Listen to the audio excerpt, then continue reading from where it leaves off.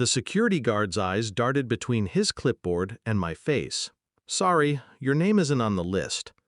I thought it was a mistake. I glanced over at my wife, who was already watching me from a few feet away. Her lips curled into that smirk I'd once mistaken for charm. "Did you really think you were invited?" she said quietly, leaning just close enough for me to smell her perfume. "Strangers aren't allowed?" The words cut deeper than she knew. I smiled. Calm, cold. "Then I'll live like a stranger." And I turned, walking away as if the air wasn't burning in my lungs.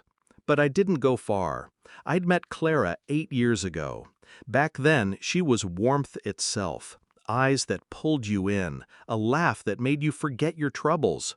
She swore she loved the quiet way I moved through the world, observing, not rushing. I believed her. God help me, I believed her. Her family was chaos. Loud dinners, constant drama, the kind of gossip that moved faster than breathing. I was the outsider who fixed their sinks, drove them to airports, paid when they forgot their wallets. I told myself they'd accept me in time. They never did. The distance grew in whispers and glances. I caught the looks her sister gave me, like I was a stain on their perfect picture. I saw Clara start to join in. First, small jabs, then jokes at my expense. Eventually, silence where warmth used to be. Still, I stayed. I didn't yet know why. The truth revealed itself 6 months ago. It was a Tuesday night. Clara was in the shower. Her phone lit up on the counter. Group chat with her family. I wasn't the snooping type. But when your name pops up, followed by a laughing emoji, you read. Her sister, "Can't believe you're still keeping him around." Clara, "Not for long." Her mother, "Good, you deserve better." They weren't talking about a breakup. They were talking about erasing me. From the house, from the accounts, from their lives. I felt nothing in that moment. Not rage, not sorrow. Just a hollow quiet. That's when the planning began. Step 1, silence. I stopped arguing. I stopped asking questions. I let them think I was pulling away out of apathy, not strategy. When Clara suggested separate finances to simplify things, I agreed instantly. She didn't notice that I moved my real money long before she asked. Step 2, watch. I placed a discreet camera in my home office, recorded every time she entered without knocking, every document she took, every signature she forged. 2 months in, I had enough for a divorce lawyer to salivate over. Step 3, remove the fuse before the explosion. I transferred the deed of the house, my house, bought before we married, into a trust. I changed every password. I cut off every joint account, citing a security breach so she'd think it was the bank's doing. She had no idea that by the time she planned to leave, she'd be walking out with nothing but her clothes. Step 4, wait for the stage. Her sister's wedding was perfect, all eyes on them, all of them certain I was irrelevant, forgotten, which made my absence not just a wound, but an omen. When I walked away from the guard that day, I didn't leave the building.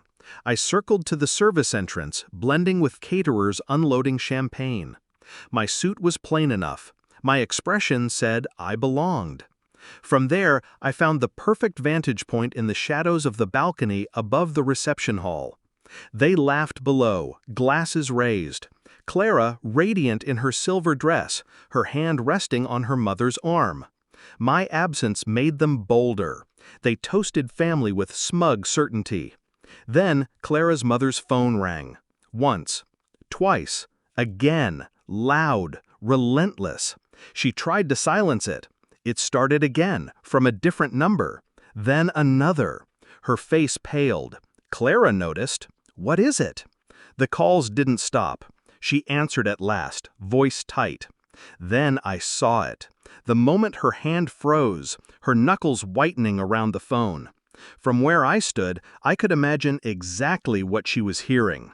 Every recording, every message, every signature, sent to her phone, to her friends, to her church group, to the family lawyer whose number I'd pulled from their own correspondence.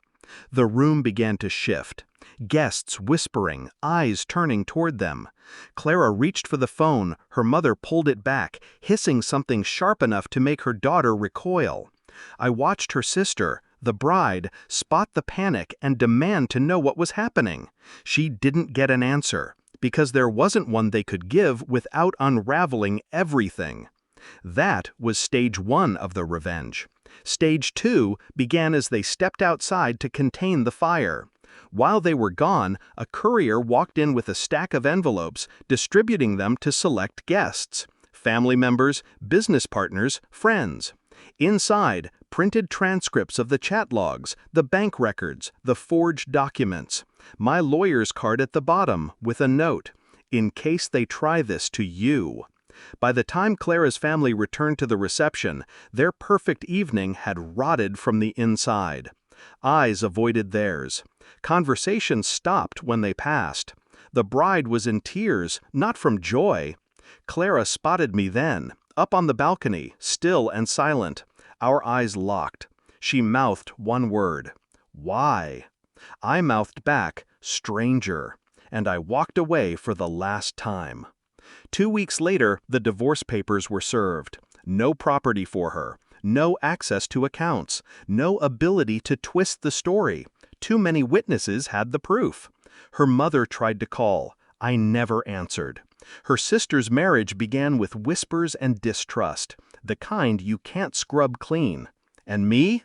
I went on living like a stranger, the kind who sees everything, the kind who never forgets. Some betrayals burn you hollow. Mine sharpened me instead.